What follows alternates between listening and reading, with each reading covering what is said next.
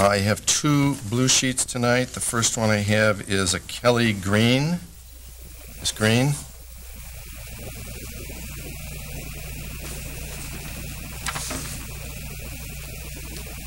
Good evening. Good evening. Well, as you know, my name is Kelly Green. Some of you know me. Some of you have received my pleas for help. So now you have a face to my name. I'm a parent of a child with special needs. And I'm disheartened that I have been forced to come here to make a public plea in order to bring light to this ongoing difficulties and concerns our family has been facing within LPS, specifically in dealing with Kathy Donagrande, Andrea Oquist, and Jennifer Terrio under Randy Lipa's reign. So I only can take comfort that I can let you know and the community know there's another family that's been enduring inappropriate treatment, vicious treatment. It has gone on far too long as a result of advocating for his needs and to be part of his education. As I mentioned, the board and some of the people are here are aware my husband and I have made several pleas,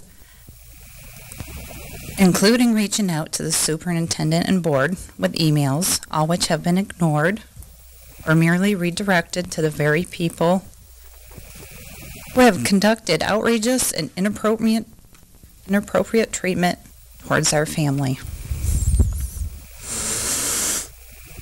Recently, I attempted to schedule an appointment with the superintendent on February 1st. After another unwarranted and inappropriate treatment my son and I received from the school principal, Tammy Spangler-Tim, when I needed to address my son's medical needs.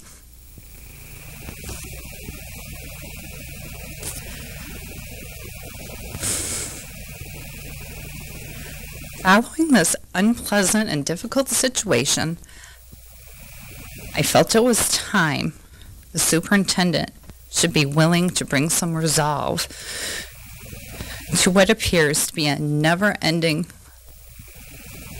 cycle of difficulties that are clearly increasing. However, he chose not to return my call, grant me an appointment, respond to an email, or was he willing to hear any of the ongoing concerns to offer some relief to our family in the situation. This incident followed an email sent back on January 19th to Randy Lipa that was copied to the entire board about being confronted and ambushed by Tammy Spangler-Tim and multiple staff during morning arrivals in front of other students and families coming to school. I endure this on a daily basis. It needs to stop. What we received in return is a call from Jill Wozniak the morning of January 21st. That was Martin Luther King's Day. She wanted to inform us that her son would not be receiving any LPS Foundation money after all. I was more than surprised that this was a topic of the call that I was receiving, considering the nature of our pleas for help. Therefore, I inquired about the email that I was sent, still looking for resolve. She told me it was a holiday, and they had my email. And this isn't something the superintendent would handle. This matter was never acknowledged by anyone within LPS.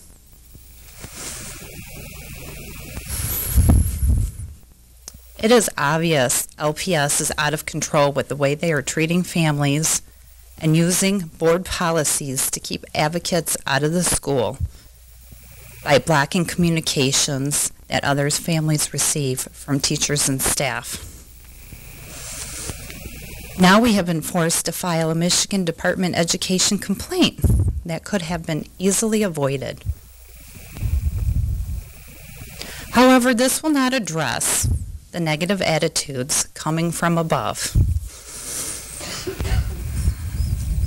At the beginning of the school year, we had hoped there would be a change within Randolph and treatment to our family as a new principal was being assigned.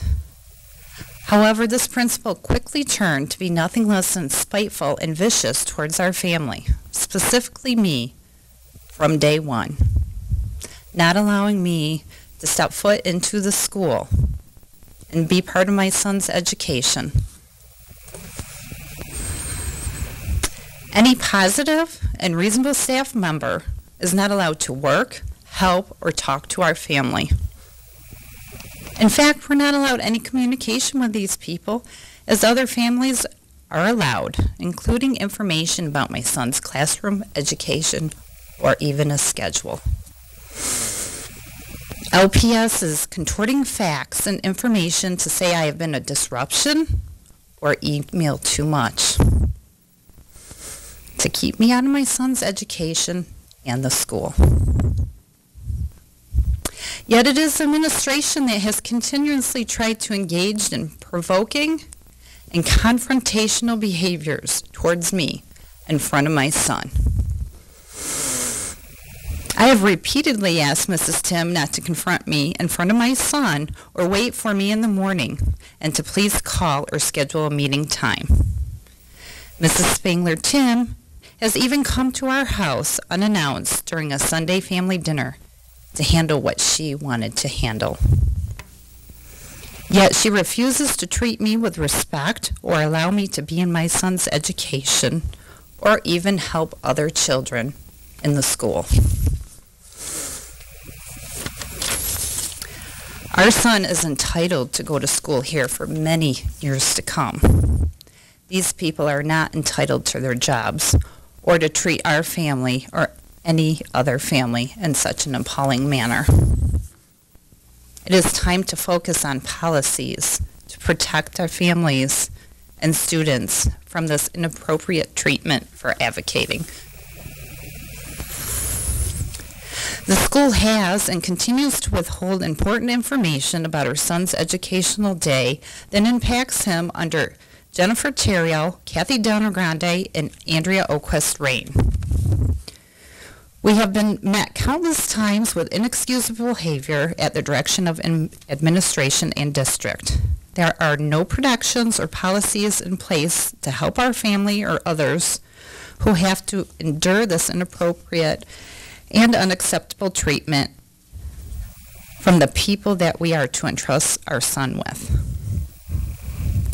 The administration is misusing policies put in place for situations that are warranted, and they are contorting the facts. And I'm going to ask you to wrap it up. You've had about 8 minutes now. Thank you. I'm sorry. There's been a lot to say.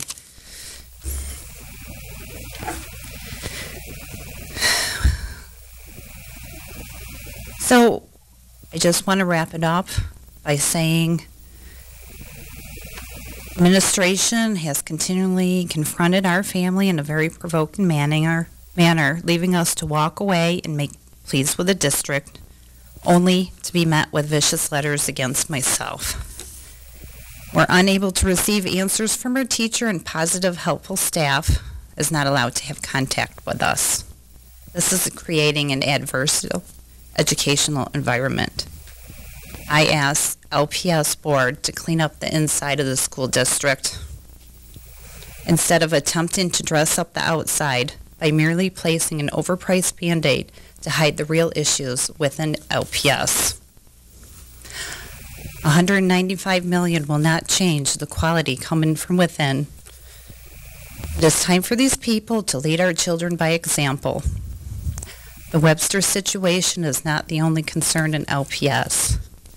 As appalling and unacceptable as it is. Our family has been enduring an unexcusable manner of treatment for far too long that should not be continued to be ignored.